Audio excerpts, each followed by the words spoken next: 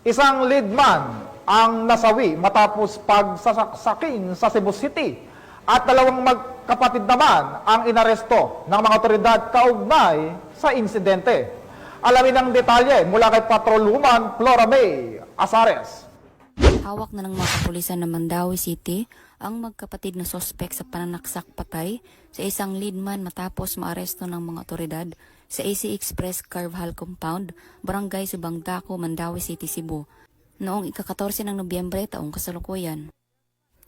Ayon kay Police Major Jade Campos Sumugat, Officer in Charge ng Police Station 2 Mandawi City Police Office, bandang alas 2:15 ng madaling araw, nang rumisponde ang kapulisan sa naturang lugar at nadat ng patay ang leadman na biktima.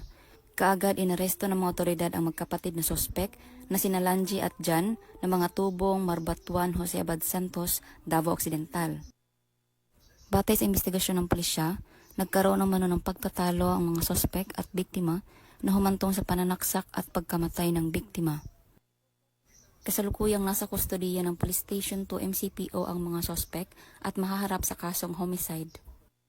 Ang matagumpay na pagkakaresto ng mga sospek ay napadali dahil sa tulong ng duty guard ng Brigada Pharmacy.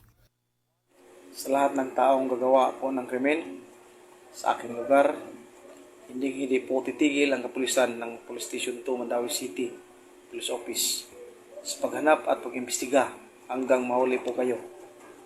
Para sa lahat, lalong-lalo na sa mga residente ng Mandawi City, asahan niyo po, lagi kaming nakahanda para pagsilbihan kayo at masiguro ang kaligtasan ng Mandawianan. Ang kapulisan ng Mandawi City ay nangangakong mas paigtingin pa ang kanilang kampanya na labanan ang lahat ng uri ng kriminalidad upang matiyak ang kaayusan at kapayapaan. Dahil dito sa bagong Pilipinas, ang gusto ng pulis, ligtas ka. Mula dito sa Mandawi City, ako ang inyong PNN correspondent, Patrolwoman Flora May Azares, alagad ng batas, tagataguyod ng Balitang Huli.